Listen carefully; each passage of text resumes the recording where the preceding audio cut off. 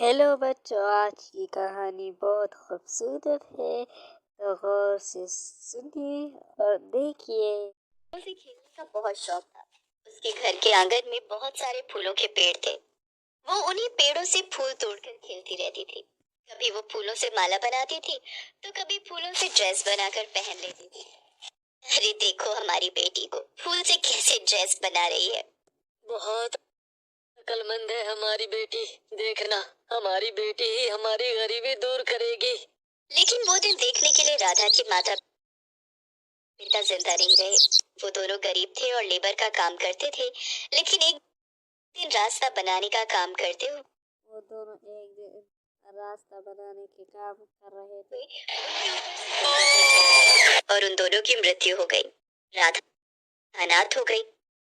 माँ बापू कहाँ चले गए आप? माँ बापू। राधा ने रोते हुए अपने माता पिता का अंतिम संस्कार रोते हुए वो बहुत रोई, वो बच्ची, मगर कोई भी उसको शांत करवाने वाला नहीं था।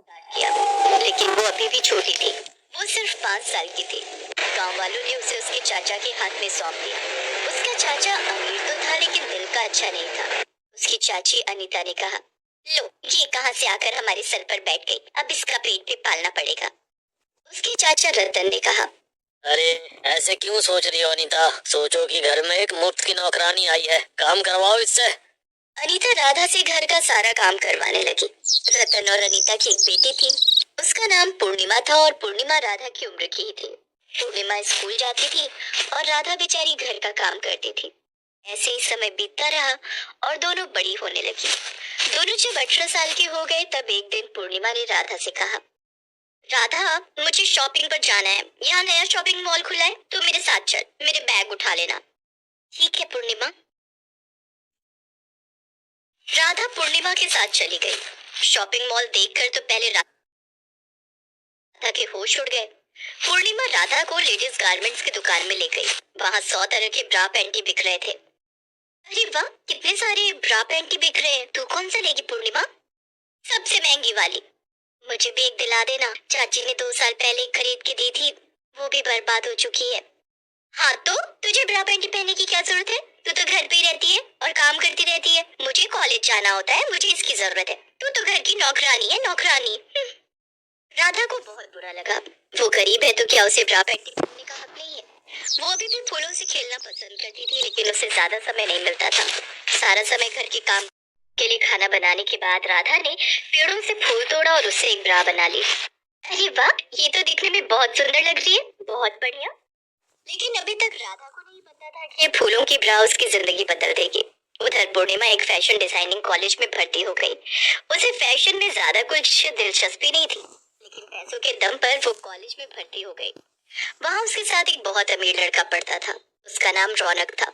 रौनक के पिता की एक फैशन डिजाइनिंग कंपनी थी और उसी वजह से वो बहुत अमीर भी था। पूर्णिमा ने सोचा, ये रौनक कितना अमीर है, मुझे इसी से शादी करनी है। रौनक को पूर्णिमा उतनी अच्छी नहीं लगती थी। एक दिन पूर्णिमा ने रौनक को प्रपोज कर दिया। रौनक, मैं तुझसे बहुत प्यार करती हूँ, तुझसे। रौनक ने पूर्णिमा को रिजेक्ट कर दिया।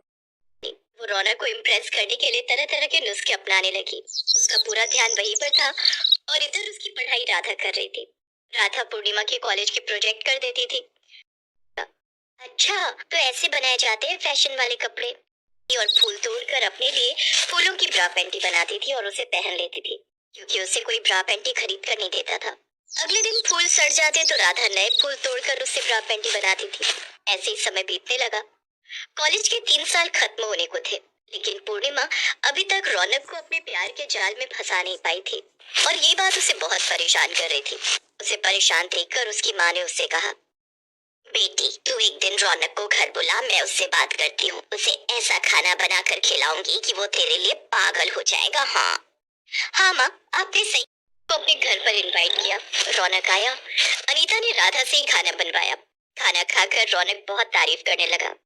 अरे वाह, जिसने भी ये खाना बनाया है उसके हाथों में तो जादू है। अरे ये तो मेरी बेटी पूर्णिमा ने ही बनाया है। अच्छा, राधा आ गई और राधा को देखकर रौनक फिदा हो गया। पूर्णिमा, ये कौन है? ये है तो मेरे चाचा की लड़की, लेकिन इसे इस घर की नौकरानी कह सकते हो। रौनक ने कुछ कहा नहीं, लेकिन उसके दिल की धड़कन बढ़ गई थी। उसे कुछ महसूस हो रहा था। वो घर चला गया। उसके पिता ने उससे कहा, रौनक, अभी तू बड़ा हो गया है, कॉलेज भी खत्म होने को है, अब कुछ जिम्मेदारियां लेना सीख। क्या जिम्मेदारियां लूं पापा, बोलिए। मेरी कंपनी सालों से ब्रा पैंटी बनाती आ रही है, लेकिन आज तक इसमें कभी घाटा नहीं देखा। लेकिन इस साल पता नहीं क्या हो गया, ब्रा पैंटी बिक ही नहीं रहे हैं। जमाना बदल गया है पापा, फास्ट फैशन का जमाना है, हमें कुछ नई डिजाइन ढूंढनी होगी। रौनक नई डिजाइन की खोज में लग गया। कुछ दिनों बाद कॉलेज का आखिरी एग्जाम था और उसके लिए एक प्रोजेक्ट जमा करना था। मैंने कॉपी करने के लिए लाया था।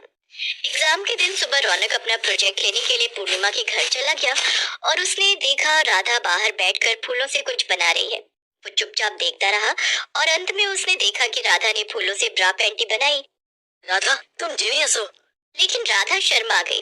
रौनक ने कहा, राधा, तुम्हारी फूलों वाली ब्रा पैंटी कमाल की है। तुम मुझे आइडिया बेचना पसंद करोगी? उसके बदले मैं तुम्हें बहुत पैसे दूंगा। राधा मान गई। रौनक ने अपनी कंपनी में फूलों वाली ब्रा पैंटी बनाई और वो हिट हो गई। शॉपिंग मॉल में भी फूलों। तुम हमारी कंपनी में नौकरी ले लो, अच्छा खासा पैसा मिलेगा।